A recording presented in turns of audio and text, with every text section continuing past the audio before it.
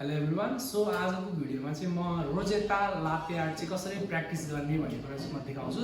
So फर्स्टमा चाहिँ हामीले चाहिँ डस्टमा अनि त्यस पछाडि चाहिँ हामीले युज भएको मिल्क, हिजो युज गरेको मिल्क चाहिँ फ्रिजमा राखेर चाहिँ आज मैले चाहिँ त्यसलाई नै प्र्याक्टिसको लागि चाहिँ युज गर्ने गर्छु। सो तपाईँहरूले पनि आफूले चाहिँ क्याफेमा अथवा काम गर्ने ठाउँमा पढाउने ठाउँमा चाहिँ मिल्कलाई चाहिँ तपाईँहरूले बाँकी भएको मिल्कलाई चाहिँ युज मिल्कहरूलाई नै फेरि फ्रिजमा राखेर बिहान पनि फेरि प्र्याक्टिस गर्न चाहिँ सक्नुहुन्छ। सो मैले त्यही गर्न लागेको छु, ध्यान दिएर हेर्नु होला। सो सुरुमा चाहिँ मैले यसमा फर्स्टमा कफी पाउडर हाल्छु, जुन तपाईँले देखिसक्नुहुन्छ कफी पाउडर। यो कफी पाउडर हालिसके पछाडि चाहिँ म मिल्कलाई फर्मिङ गर्छु।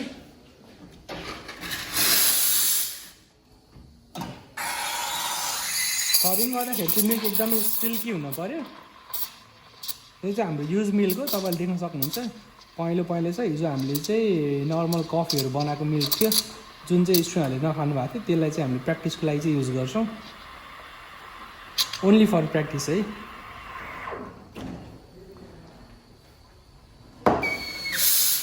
सो त्यसपछि यसलाई चाहिँ म यहाँ मेरो कफीमा अलिकति मिक्स गर्छु, मजाले घोल्छु।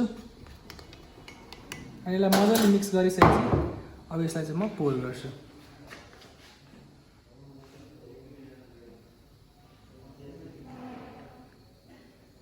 मजाले मिक्स गर्ने अनि सेन्टरबाट चाहिँ विगल गर्दै गर्दै गर्दै अलिकति अगाडि पुस गर्ने अनि फेरि ब्याक हुने अनि माथि उठाउने अनि त्यसपछि लाइन चाहिँ सट्टा हानेर कट गरिदिने। यसरी चाहिँ हामी प्र्याक्टिस गर्छौँ युज्ड मिल्कमा।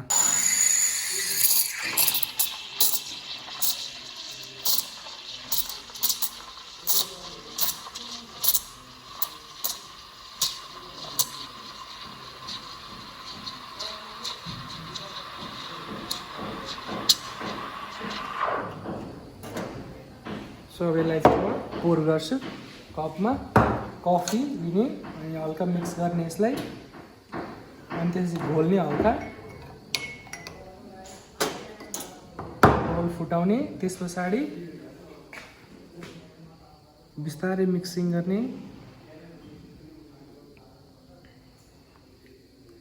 यो चाहिँ सेन्टरबाट पोर गरेर विगल गरेर अगाडि ठेल्ने अनि अगाडि ठेलेपछि ब्याक हुँदै हुँदै विगल गर्दै पछाडि आउने अनि माथि उठाएर चाहिँ स्ट्रेट लाइन तान्ने। यसरी चाहिँ प्र्याक्टिस गर्न सकिन्छ। सो म नेक्स्ट प्याटर्न चाहिँ रोजेटा स्वान प्र्याक्टिस गर्छु। अनि रोजेटा स्वानलाई पनि हामीले सेम रोजेटा जस्तो नै विगल गरेर अनि त्यसको चाहिँ नेक र हेड बनाउँछु, त्यो चाहिँ ध्यान दिएर हेर्नु होला। सो म नर्मल फर्मिङ गर्छु त्यसरी नै।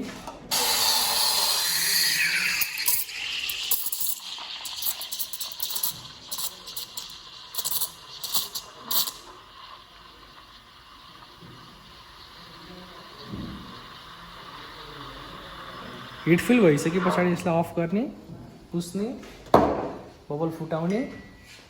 सो हाम्रो ग्राउन्ड कफीमा चाहिँ मैले यो मिक्स गर्छु, मजाले मिक्स गर्ने।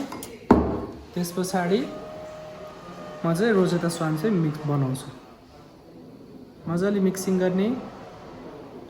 त्यस पछाडि सेन्टरबाट चाहिँ विगल गर्दै गर्दै गर्दै गर्दै गर्दै अगाडि पुस गर्ने अनि साइडतिर आउने, सिधा अगाडि जाने अनि त्यहाँ चाहिँ उठाएर चाहिँ सिधा लिएर आएर हेड हाल्ने अनि टक्क उठाउने। यसलाई चाहिँ रोजेटा स्वान भनिन्छ।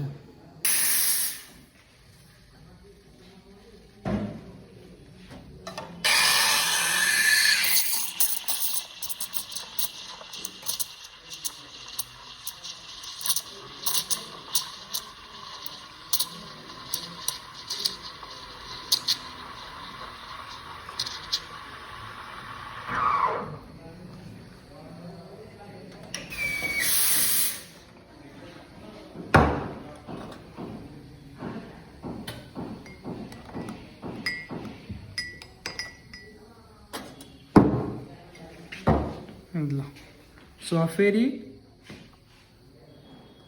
रोजेटा स्वान नै बनाउन गइरहेको छु।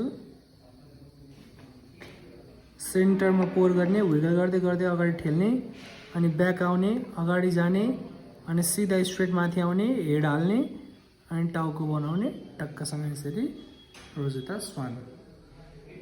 सो अब चाहिँ म विङ टुलिप बनाउँछु। विङ टुलिप चाहिँ म डस्टमा प्र्याक्टिस गर्छु।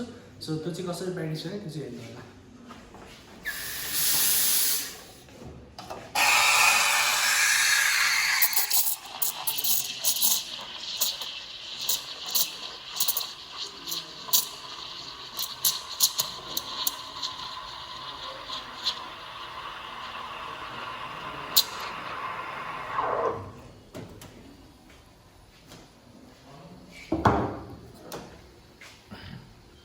मजाले मिक्स गर्ने कफीको डस्ट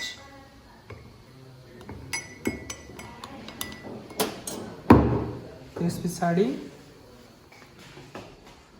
मजाले विगल गर्ने त्यस पछाडि सेन्टरबाट पुल गरेर हल्का अगाडि पुश गर्यो मजाले फेरि अर्को एउटा विगल गरेर पुश गर्यो एउटा नर्मल टुलिप हान्यो अनि माथिबाट उठाएर लाइन यसरी चाहिँ विङ टुलिप